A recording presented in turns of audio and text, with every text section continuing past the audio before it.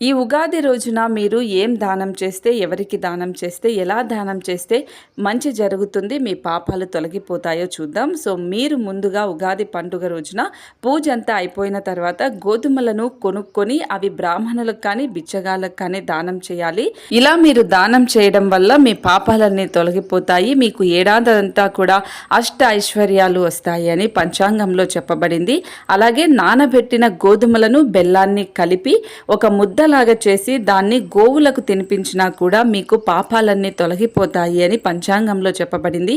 ఎందుకంటే ఆ గోమాత ముక్కోటి దేవతలకి ఆవహించుకున్న ఒక గోమాత కాబట్టి, సో గోమాతని పూజిస్తే ముక్కోటి దేవతల్ని పూజించినట్లే ఈ ఉగాది రోజున గోమాతకు మీరు నానబెట్టిన గోధుమలను బెల్లాన్ని పెడితే మాత్రం మీకు ముక్కోటి దేవతల అనుగ్రహం లభిస్తుంది.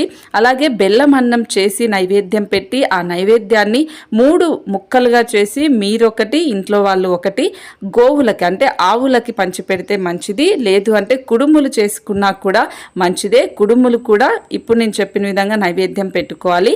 లేదు అంటే బట్టలు మీరు ఎవరికైనా కూడా దానం చేసినా కూడా మీకు ఈరోజు విశేషమైన ఫలితాలు ఉంటాయి. ఏడాదంతా కూడా మీ దరిద్రం అంతా పోయి మీకు మంచి జరుగుతుంది. సో కాబట్టి ఇప్పుడు నేను చెప్పిన వాటిల్లో ఏదైనా కూడా దానం చేయండి. అలాగే లక్ష్మీదేవి బాగా రావాలి అంటే గుడి దగ్గర బిచ్చగాళ్ళకు కూడా ఒక 5 మందికి 5 కాయిన్స్ అనేది మీరు దానం చేయాలి.